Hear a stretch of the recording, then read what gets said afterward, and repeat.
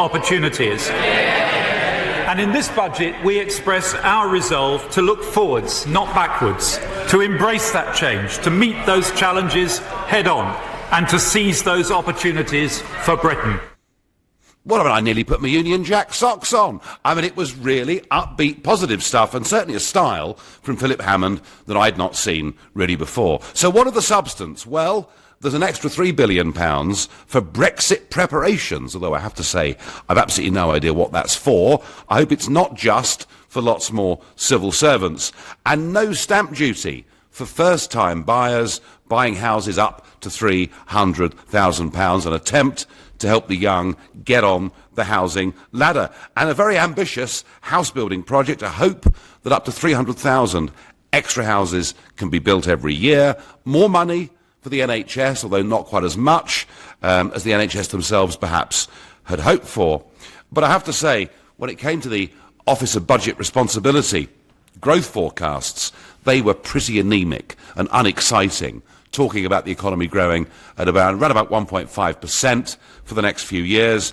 And on the deficit, well, he claimed great credit that the deficit as a percentage of our gross domestic product would start to fall.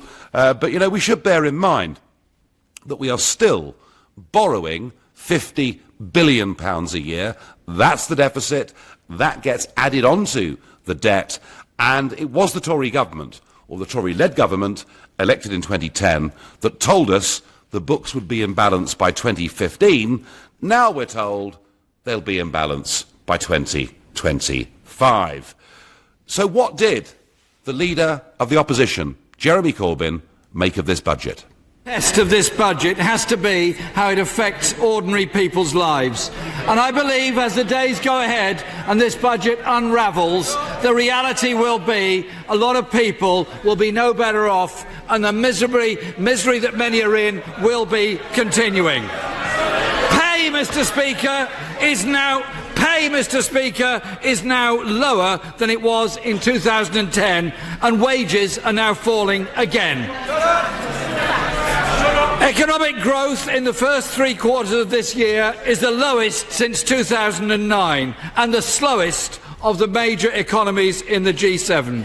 It's a record of failure with a forecast of more to come.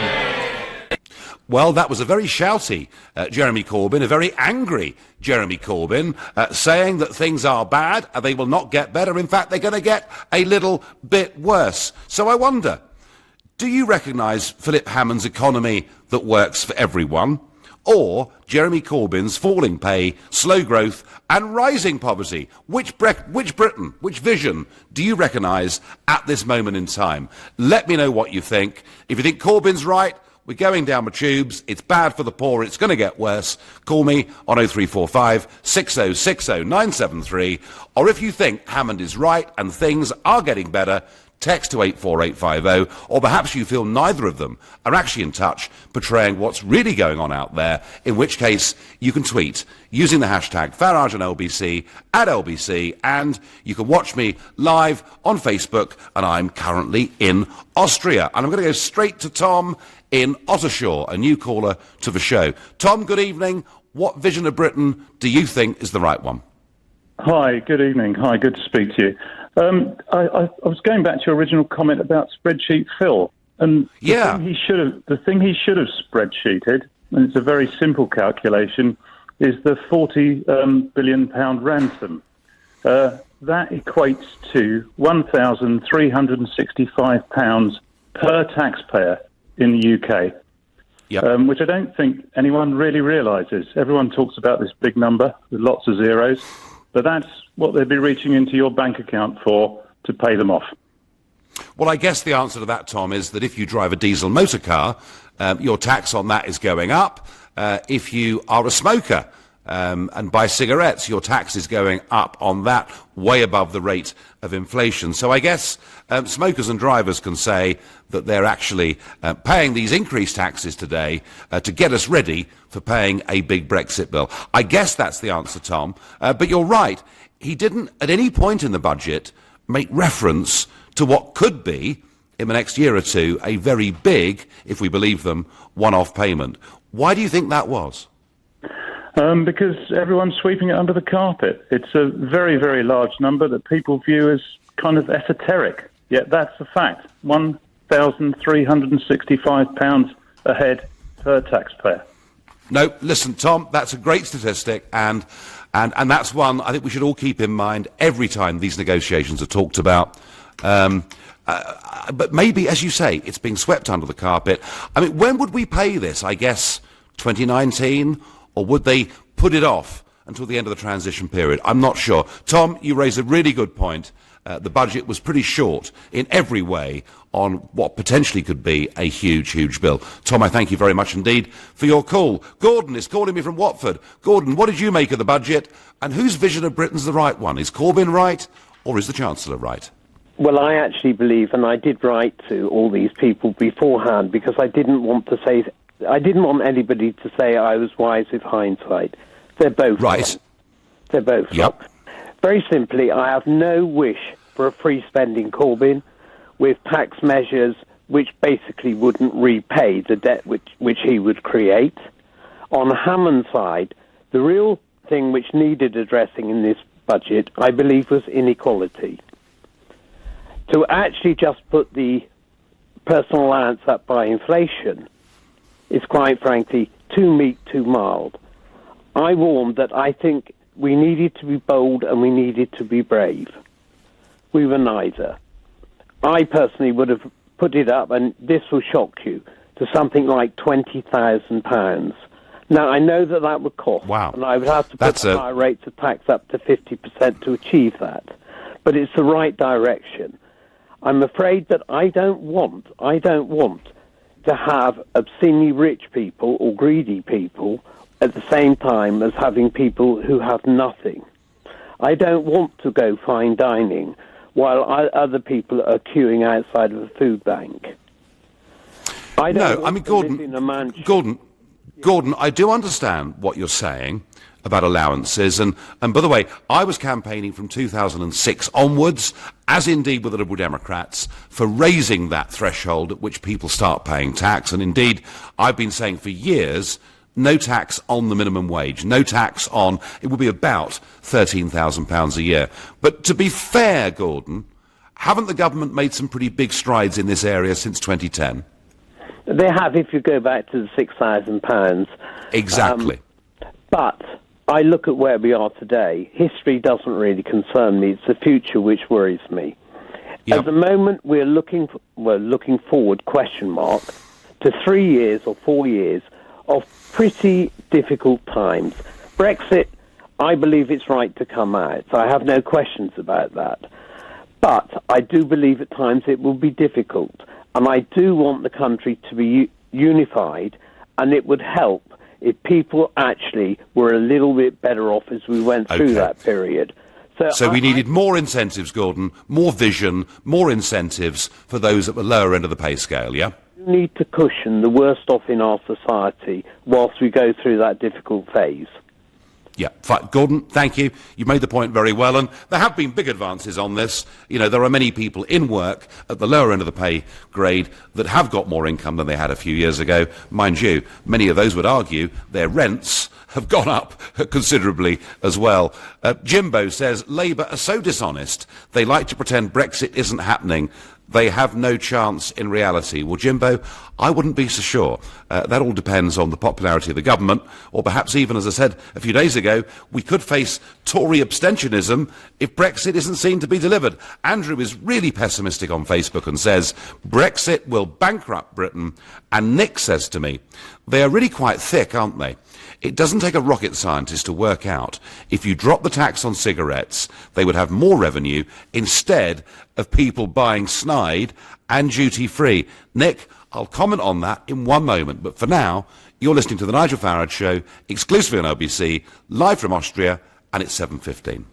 Nick Ferrari at breakfast on LBC. Girls' schools should not refer to pupils as girls or ladies because it means they're constantly reminded of their gender, so the government's former mental health czar has said. I think there's this idea of boys and manliness. If I say to a group of young men, come on boys, let's do such and such and such, where are you reading the implication that I don't want one of them to become a nurse? Because of what a boy means, what being a boy means. No, being a boy means that you were born a boy. boy. Nick Ferrari at breakfast. With Hampton by Hilton. Book direct for the lowest price. Every weekday morning from 7, only on LBC.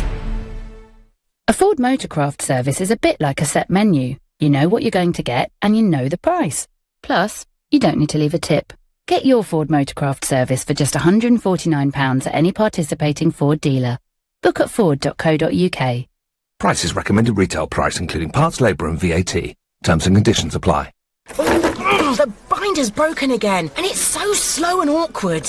Binding will always be a bind with a budget machine and supplies that aren't really up to it in the first place. Talk to Single Source Binding Machines. Their precision German-made binding machines are built to last for superbly bound documents every time, quickly and reliably, complete with free lifetime maintenance. Call 0207 515 0539. Exclusions apply. Lifetime maintenance based on purchase of supplies for the product's lifetime. Look, our lowest ever black tag prices on hundreds of products at Currys PC World. See them in store or look online. With up to 30% off Canon cameras, you'll soon get the picture. Save up to £60 on smart home technology, with great offers from Google, Nest, Amazon and more. Plus 10% off the mark price on built-in appliances from top brands like Neff, Bosch and Hotpoint. Look at that. At Currys PC World, we help you get it right. Deal subject to availability. It's estimated that 64 million PPI policies were issued with millions of them missold. Are you sure you weren't one of them? PPI Hotline can check for you and get back the money you could be owed. Text WIN to 82222. We will check if your bank loans and credit cards had PPI for free. And if it was missold, we'll help you win back what you could be owed. Just text WIN to 82222. PPI Hotline. Text WIN to 82222. Text will be charged at your standard network rate. Sky TV customers, bring the magic of Sky Cinema home this Christmas for just £10 a month. With spellbinding premieres like Disney Beauty and the Beast. I'll never leave you again. And classics like Home Alone 2. And there's plenty more where that came from. With over 1,000 movies on demand to watch whenever you want. So, that's Sky Cinema for just £10 a month. Search Sky Cinema. New 18-month contract. Further terms apply. Your company's doing pretty well. Your tax position's okay. So, what's keeping you awake at night?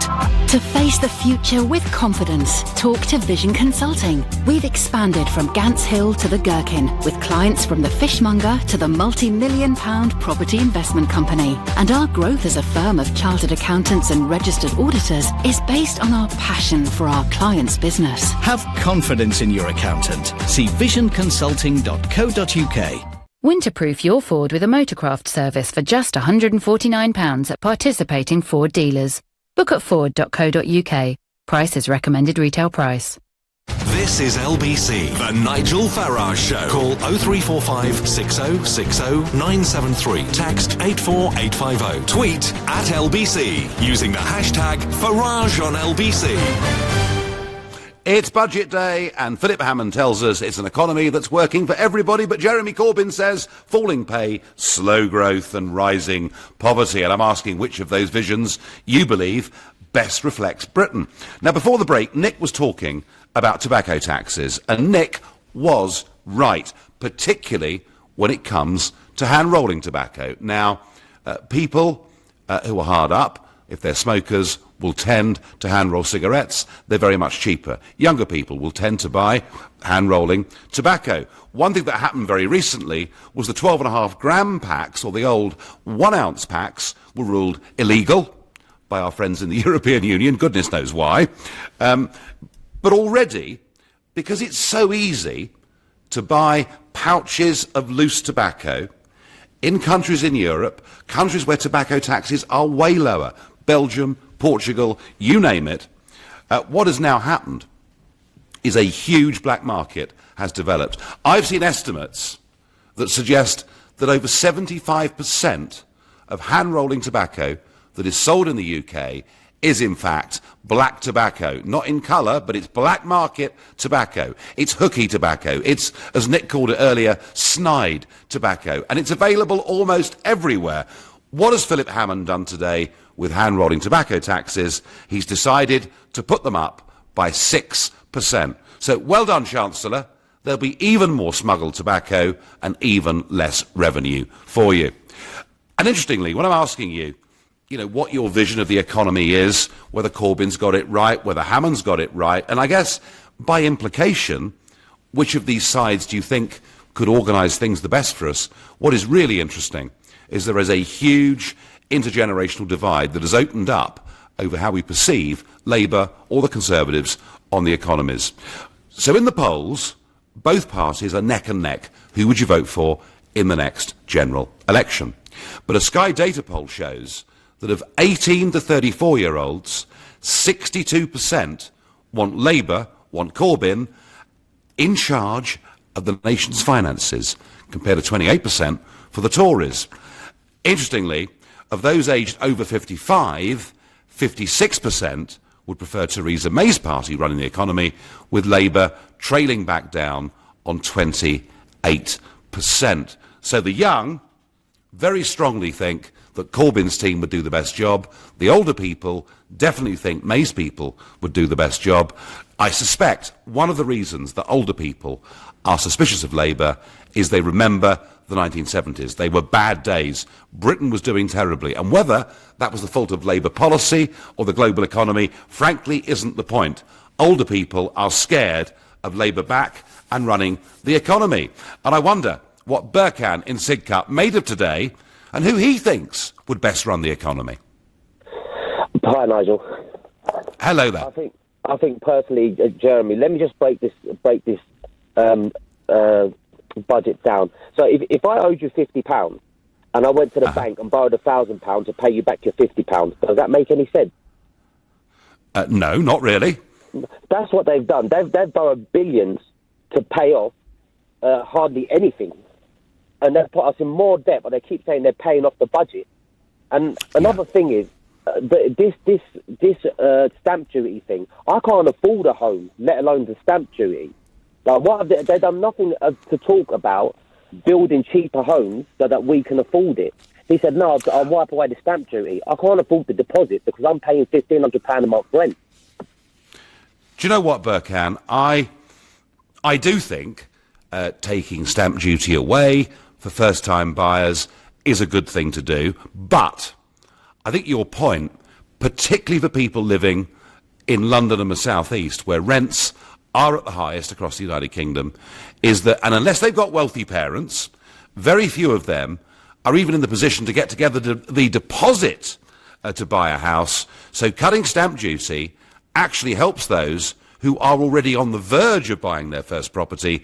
It does nothing for somebody in your position, Burkhan, and you're there in Sidcup, and everywhere in Greater London is a very expensive place to be. So would you like to see them building cheap housing? Is that what you want? I want cheaper housing, but the problem is the growth, the market, the forecast. There's no growth.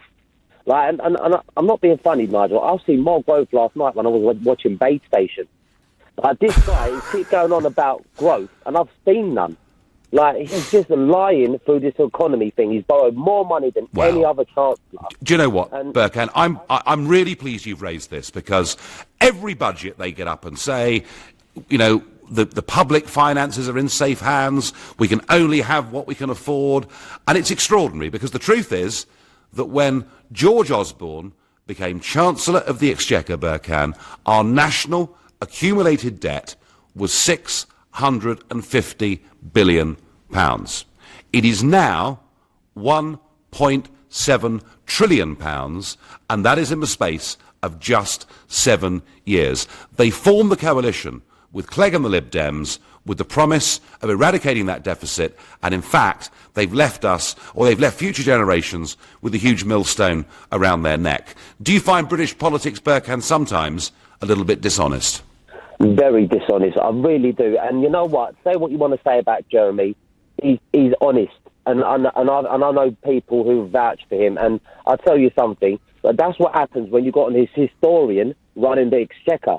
I mean, George Osborne studied history. He didn't even study economics. No wonder he borrowed more money than any other Chancellor I've known. Well, like the geese know more about Henry VIII than he does about David. Berkham, thank you very much indeed for your call. I get by text. Good evening, Nigel. I like the upbeat feel to this budget, and that Mr. Hammond seems now to be embracing Brexit. Well, he kind of did at the beginning of it. And I was pleased he did not increase tax on petrol, says BB. No, he didn't increase tax on petrol, but he did increase tax on those diesel cars that they all told us we must buy because they're better for the environment. There.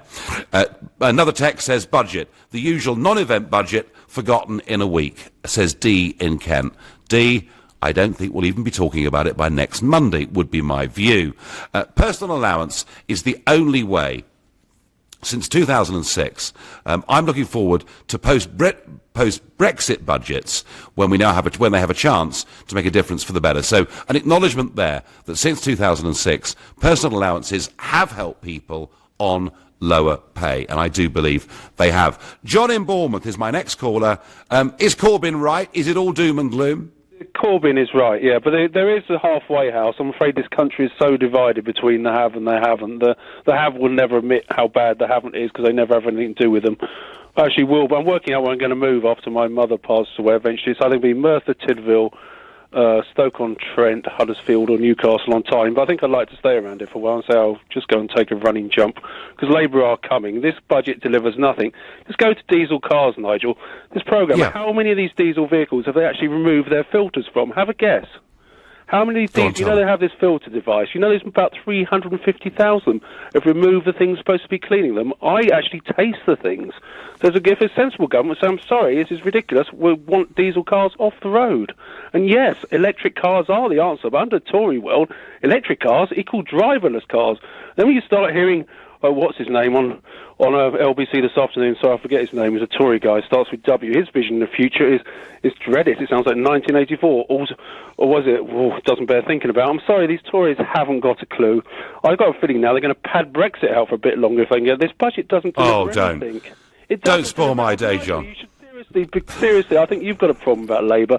Forget Tony Blair, he was a Tory. I'm one of the people in this world who never voted for Maggie, partly because there was an election before I was 18, and I never voted for Tony Blair. I'm totally behind Corbyn. I've seen what goes on. I live in Bournemouth. It's very expensive property. People are going around like headless chickens trying to make a living. They haven't even got time to realise they need to go and get a free community meal on a Saturday that I used to run. Because they're so governed to try to keep it. It's chaos, and the people down here with money live a totally alternative lifestyle to everyone else. John, I agree with that. That the better off have no idea how difficult it is for those who are having a very tough time, and I understand that. And I think Jeremy Corbyn does speak up very passionately for those in the country who are not having a great time, and I agree with that. Whether I think he and John McDonnell would be competent in producing an economy that would lead to increasing tax revenues, more jobs, and more money to help the needy, that's perhaps where I have the problem, because I fear that what would happen under Corbyn is we would head back towards a 1970s style of super taxes, excessive regulation. So that's my concern, John. But let me just come back to one thing you raised. Hammond was saying, we are the party of the future because we're basically going to embrace the concept of driverless cars. What is your concern, John, with driverless cars? Just getting more impersonal. I have problems with LED lighting anyway. I haven't told you about that. LED lighting ruins my life and no one's got to the bottom of it. I just want taxi drivers to still have a job, Nigel. I don't want Uber. I just want taxi drivers. Soon we're going to have no reason to contact any Labourers or there's no chance of building a community around here. I actually thought Brexit would give us when I was outside the polling station, I had no opposition down here and I was saying vote leave. I didn't deceive her, and I said we need to get our sovereignty back to sort this country out. And we do, because we just do. But with the situation we know, we've got such a weak government, and this budget just doesn't do anything, and they're just flying by whatever. John, I thank you. No, I thank you. Lots of points there from John. Lots of passion there from John. He fears driverless cars, again, take us even further away from each other as neighbours and people living in a community. He may be right. You're listening to the Nigel Farage Show, exclusively on LBC, live from Austria. It's 7:30 and time for the news with Philip Chryssikos. First-time homebuyers won't have to pay stamp duty if the property is under £300,000. It's in the Chancellor's budget, but there are concerns it will raise house prices. Philip Hammond has also announced more money for the NHS in England and to plan for Brexit. The national living wage for over 25s will rise. Duty on wine, spirits, beer and most ciders have been frozen. So too has petrol and diesel duty due in April. UK security services are looking if British customers of Uber were affected by a huge data hack at the Ride app. It's already admitted paying a $100,000 ransom last year. Zimbabwe's next president has told his supporters the country is witnessing a new and unfolding democracy. Emerson Mnangagwa will be sworn in on Friday. LBC weather, wet and windy this evening and overnight with snow across northern Scotland, a low of 5 degrees. Tomorrow windy with sunshine and showers, snow continuing in northern Scotland, a high of 11 degrees. LBC Travel. The Blackwall Tunnel is closed southbound because of a serious accident that's involving a van and a motorbike. Now there's a solid queue stretching back along the A12 to Stratford and a very long queue from Tower Bridge along to the A13 and out to the junction with the North Circular. At Camberwell in South London, the Old Kent Road remains closed westbound between the Canal Bridge interchange and Burgess Park because of an accident. A solid delay on the clockwise M25 as well between junction 31 for West Thurrock and 1A for Swanscombe after an accident. LBC Travel, I'm Paula Brett. This is LBC. A Ford Motorcraft service is a bit like a set menu. You know what you're going to get and you know the price. Plus, you don't need to leave a tip. Get your Ford Motorcraft service for just £149 at any participating Ford dealer. Book at ford.co.uk. Price is recommended retail price, including parts, labour and VAT. Terms and conditions apply.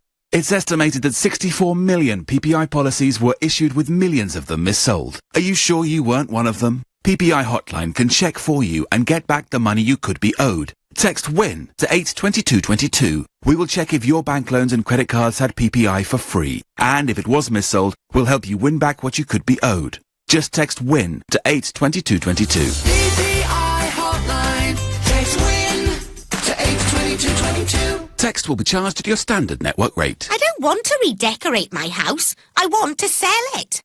Although, I must admit, it may be time to finally take down my WAM posters and actually wallpaper. But thanks to Property Rescue, you won't need to. You can exchange contracts within 48 hours regardless of its condition. So, no need to redecorate. And don't forget to ask about their cash advance. Get that just sold feeling with Property Rescue. Fast forward to sold at propertyrescue.co.uk. The DVLA can spot an untaxed car a mile off.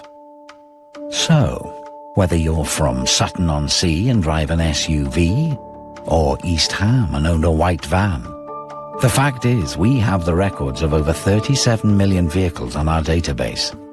So if you haven't taxed your car, we'll find it, tax it, or lose it. Go to gov.uk/DVLA/taxitnow. Your journey is always more pleasurable with Aeroflot Russian Airlines. Our young fleet flies to an enormous range of destinations. Come and experience true hospitality delivered by our expert cabin crew and pilots, made even better by the choice of exquisite cuisine served on board. Then just sit back, relax, and enjoy the comfort of our state-of-the-art aircraft. You'll find you've enjoyed yourself before you've even landed. Fly Aeroflot. I know what the plough looks like in the night sky. I know how Eskimos kiss. I know a time when a mullet wasn't a fish. And I definitely know this piece of music. But I don't know my state pension. Find out more about your state pension and how much it should be. Get to know your pension. Visit yourpension.gov.uk. Winterproof your Ford with a Motorcraft service for just £149 at participating Ford dealers. Book at ford.co.uk. Price is recommended retail price. Leading Britain's conversation. LBC, The Nigel Farage Show. Well, of course, on Budget Day, an increase for the NHS in England is something welcomed by some, but it's nowhere near as much as the NHS said they wanted. But a story here that interests me. You see, NHS money is going to be a debate that goes on, frankly, for the foreseeable future. And yet today, The UK Competition and Markets Authority have accused a Canadian drug maker of abusing its position by raising the price of a drug given to the NHS, or bought by the NHS, by 5,500%. Yeah, the drug, litherine, which is used to treat hypothyroidism, which causes depression, tiredness, and weight gain. This drug was costing the NHS, buying it from Canada, in 2006, £4.46 per packet. In 2016, the NHS is still buying this drug, but it's paying £258.19 per packet for this drug. We don't mind more money for the NHS, but we want to know that it's well spent, and we don't want, frankly, to be massively ripped off by some of these giant pharmaceutical industries. And a quick point on Brexit, because Brexit and the budget cannot, I think, be divorced from each other. Very interesting comments yesterday in London from a man that I know, Hans Olaf Henkel. He's an MEP. He was elected on the AFD's list originally. He's not with them anymore. But he's the former head of the Federation of German Industries. That's their equivalent of the CBI. And he says that what Barnier is doing is he's asking Britain to name a price without knowing what we're going to get for it. He's right, isn't he? And he says, as somebody who spent his life in German industry, that Britain should have the best deal possible.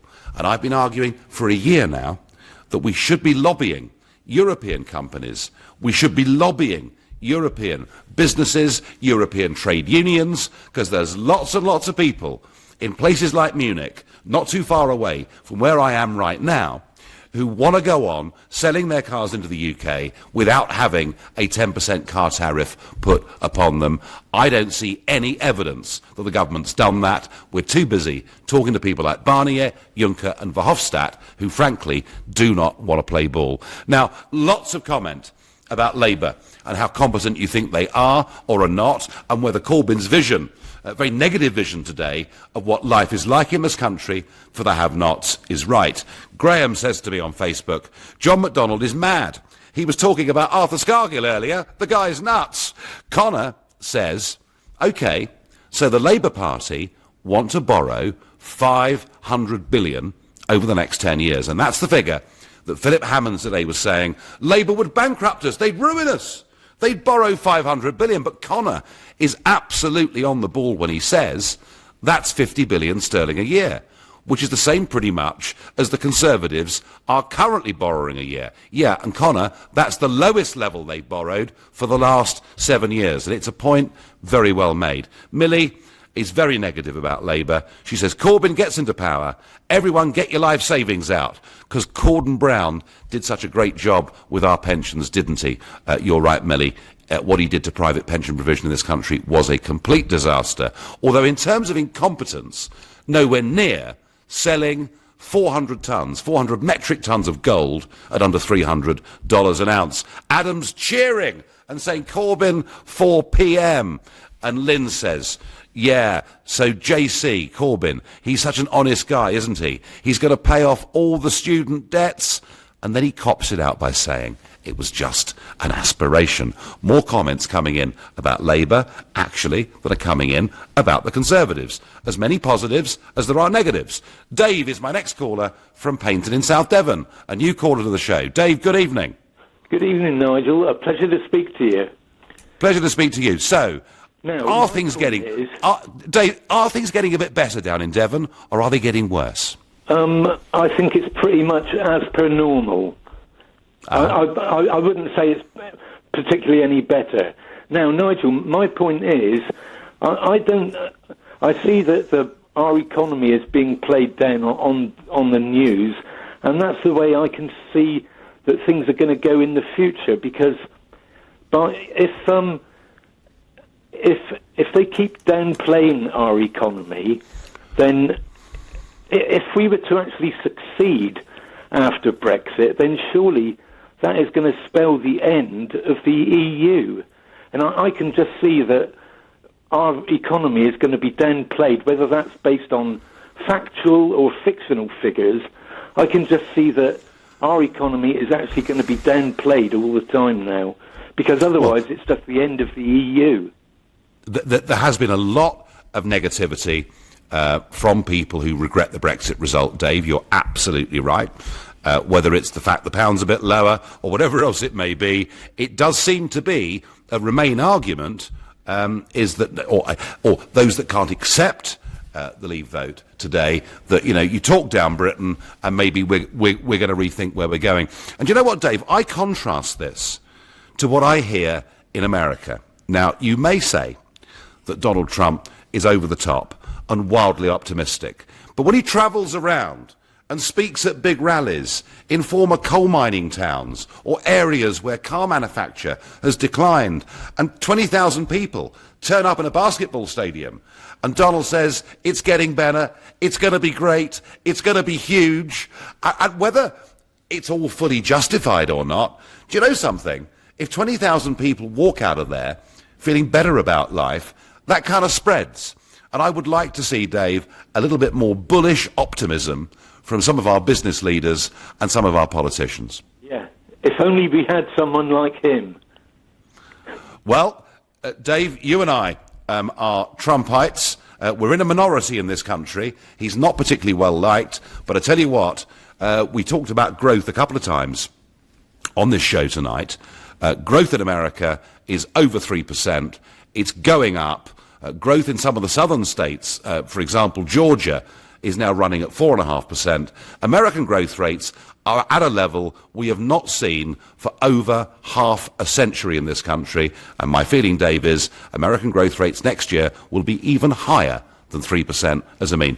Dave from Paynton, I thank you for your call. He wants a bit more optimistic talk, a bit less negativity, and he thinks it's the Remainers talking down the economy, because if Britain does well with Brexit, it's the end of the European Union. Who knows? He's got a point. My next caller is Ben from Walton-on-the-Naze. Ben, good evening. Good evening, Nigel. Thanks for having me on. Well, not a bit. So tell me, is Philip Hammond right? Are things living there at Walton-on-the-Naze getting better all the time? Well, as you can imagine, it's not perfect, but compare it to the alternative on the other bench, the Labour opposition. To be quite honest with you, they're sensible at least. You know, Philip Hammond, he might be boring, but we had a couple more jokes, didn't he, today? But hey, come on, Ben. I mean, he was almost like the bloke in the corner of the local pub, you know, who's got all the best stories. Yeah, it was a bit more interesting. I don't know what he had today in his coffee, but well, one of his jokes, Ben, that was a bit lame, is he said, Mr. Speaker, you know, I was tempted to have in my glass that he had in front of him something stronger than water. And I thought that was a bit pathetic, because, I mean, certainly when Norman Lamont was Chancellor, it was a very large gin and tonic that he took into the chamber with him. But no, there was a slightly more human touch to him today.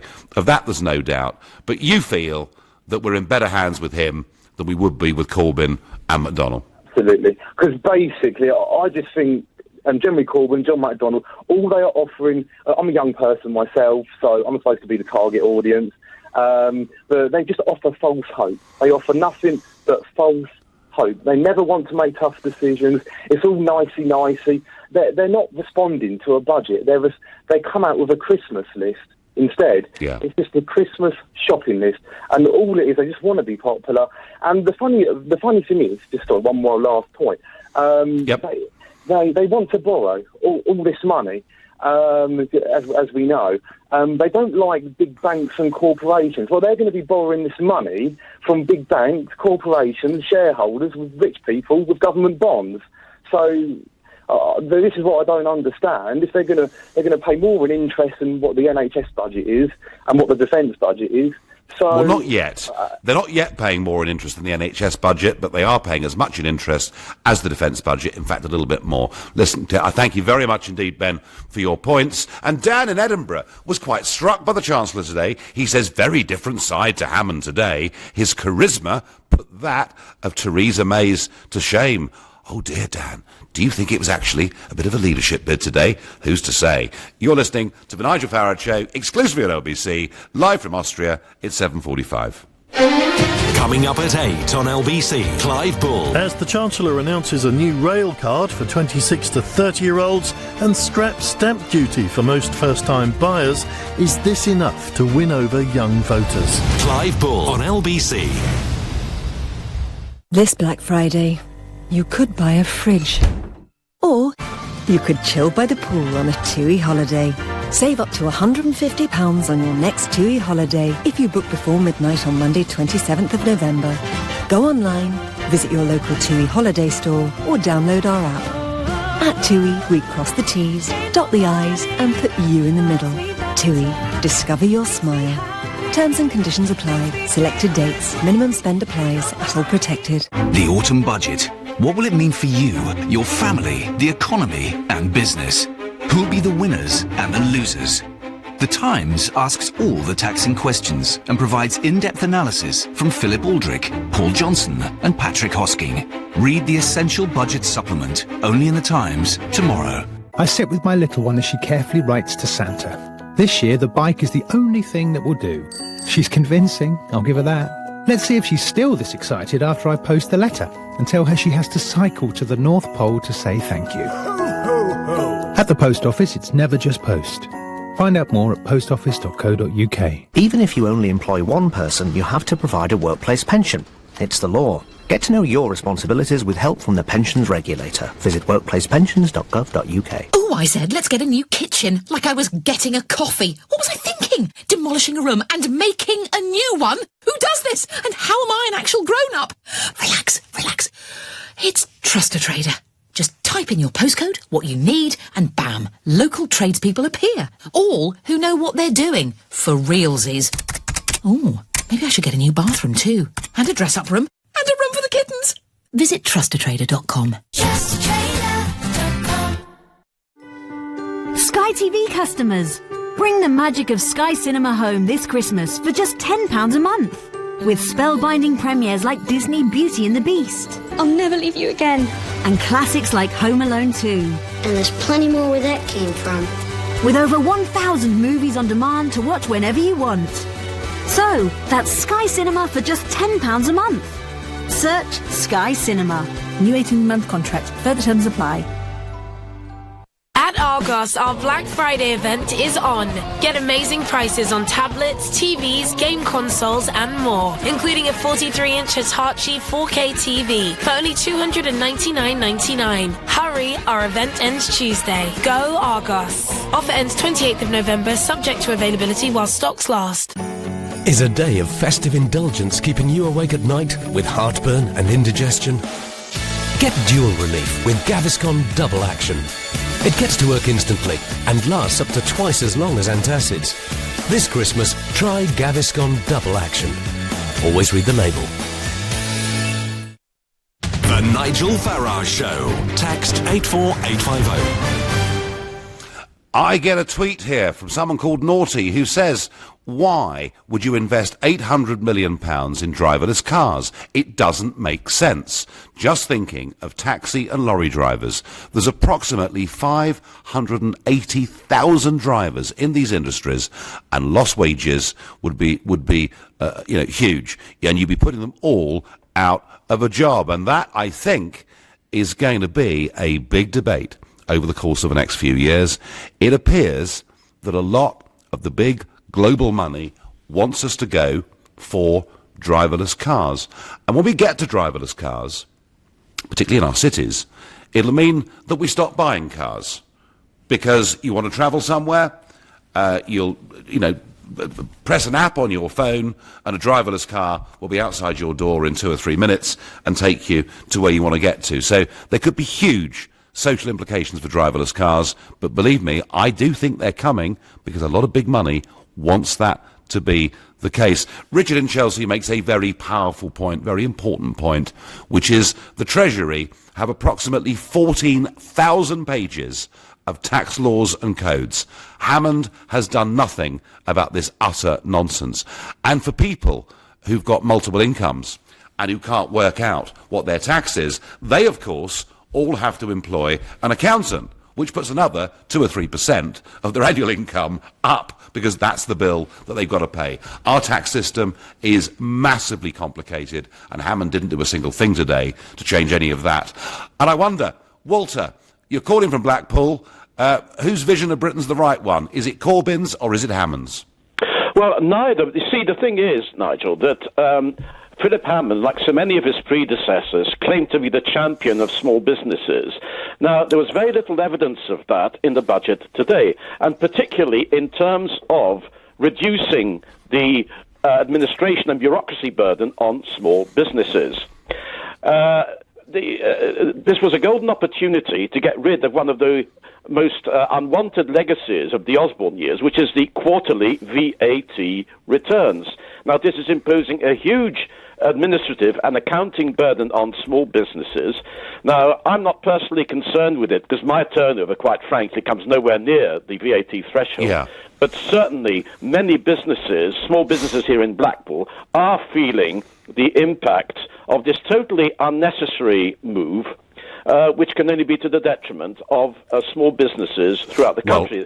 Now, I think Walter, just one point on this. And by the way, I agree with your sentiments. I don't think successive governments have understood small businesses. They mouth off about small businesses at budgets and at elections and do nothing. And one of the reasons, Walter, of course, is that most of the legislation affecting small businesses has been part of the EU and they haven't been able to change it. But just to be on one point on VAT, the Chancellor did say, in one of his economic-y, as he called it, bits of the speech, he did say that the threshold for companies paying VAT was £85,000 a year, that was a lot higher than it was with many of our European neighbours, and there'd been great pressure on him to reduce that threshold, but that it would stay at that level for the next 2 years. So just to be fair, he did say that. Yeah, but the thing is, I think that post-Brexit we have a great opportunity to lighten the burden of bureaucracy on small businesses, particularly VAT. Now, VAT, to my mind, is a very obnoxious tax, and post-Brexit we could get rid of it. In fact, what I would like to see is to replace VAT, corporation tax, business rates by one simple turnover tax, payable twice a year, with free software issued to every business so that they can cut out a lot of the administration, a lot of the accountancy fees. Walter, you're right, and you know, I know myself that if you're late with a VAT return, and it could be for a very good reason, you're travelling, you're on business or whatever, if you're late by a day or two with your VAT, I mean, the threats you get, you think you sort of committed murder or something. So there is a huge burden on small businesses, Walter, with this. I think that this is a debate, not for now, but as Brexit approaches, Walter, I think, and we'll certainly do it on this show, there needs to be a debate, because we only got VAT because we joined the common market. There is a chance to get rid of it and help millions. And Walter, I thank you very much for your call. Simon on Facebook feels very much the same way on driverless cars as our tweeter earlier. Driverless cars and trucks will put millions out of work. Why are we pushing for such high unemployment? Well, Simon, I guess the counter-argument is that whether it's the print unions or people working on production lines, that you do get these big technological changes, and unfortunately, people get put out of work.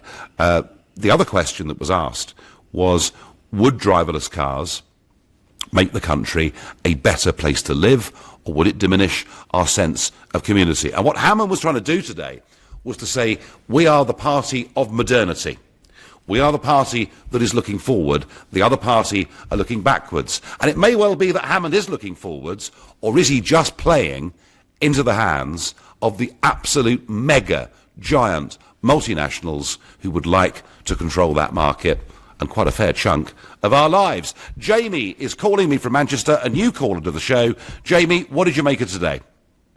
You know what, Nigel? First of all, thanks for having me on. I'm a bit of an anomaly, really. I'm 24 years old, turning 25, and shock horror, I'm a Conservative voter. I'm also a Brexiteer, and right. I thought that This is not a confessional, Jamie, but go on, please. It's Conservatives Anonymous Hour. I thought that the budget was fantastic. I'm just about to sign for my first house. I've been saving up ever since I was a young lad. The whole plan was, every bit of birthday money, save it, don't spend, get enough together for a deposit. Well done, you. Yeah, absolutely, but, I'm not like everyone. I knew I had a plan and I wanted to do it.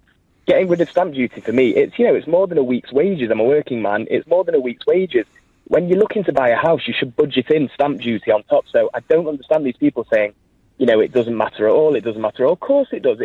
In my case, it's £500 to £700, which is saved and can be put towards furnishings. That can be put towards a holiday. So Jamie, you are an example of a big winner from this budget, and I commend you for working and saving and being in that position, and it's great news for you, and you're exactly the target audience that the Chancellor was aiming at. The trouble, if I'm being a bit cynical about you, is that the Chancellor already had you as a voter, didn't he? No, he did, absolutely, but, the alternative is, and again, I look at this from a business point of view, the alternative is higher taxes, which means, less employment, because ultimately employers won't be able to afford to hire new people. Production will go down, employment goes down. The alternative is unthinkable. OK, fine. Listen, well done. Congratulations. Jamie, a happy budgeteer. He'll be celebrating tonight. Jamie in Lampeter says, the Chancellor of the Exchequer must let the House of Commons have a vote on the amount Britain is going to pay the EU. Well, let's see whether they do that. Why doesn't Philip Hammond just clearly say that Britain can't afford to pay the EU 40 billion euros, well, it'll be 38 billion pounds, once we vote to leave. It'll all have to be borrowed. It will go onto the budget deficit and cost hundreds of millions a year in interest. Powerful point. I've got time for one last call. It'll be a quickie. He's a new caller to the show. It's Joseph in Bournemouth. Good evening, Joseph. Good evening, Nigel. So what's your impression of the budget? Is Corbyn's vision right or Hammond's? Well, I would go for Hammond's personally, anything but Corbyn. Right. So you think he'd make a right mess of it, do you? Yeah, I think so, personally. And yet there are millions out there, Joseph, many millions out there, particularly young people, who feel that Corbyn is the only one authentically standing up and speaking for them. Well, I personally don't agree with that. Today, I think that the stamp duty, like the previous caller, I think that was a really good decision, especially for young voters. And I think that's the kind of thing that should be attracting people and not, sort of handouts and things like that. OK. So, Joseph, I'm afraid time is an enemy, but I wanted to get you on as a new caller, albeit briefly. But what would you give, and you're a supporter, but marks out of 10 for Hammond today? Personally, because it's a big goal of mine, I'd probably say 10 out of 10. Fine. Brilliant. Joseph, thank you so much for your call. And interesting, wasn't it? Some young callers there, trying to get on the housing ladder, who think this has been a great budget. And for them, it has been a great budget. Overall, I would say, I did think his tone was a lot better today, particularly about the European Union. But the rest of it, truly forgettable. It won't make a very big difference to that many people.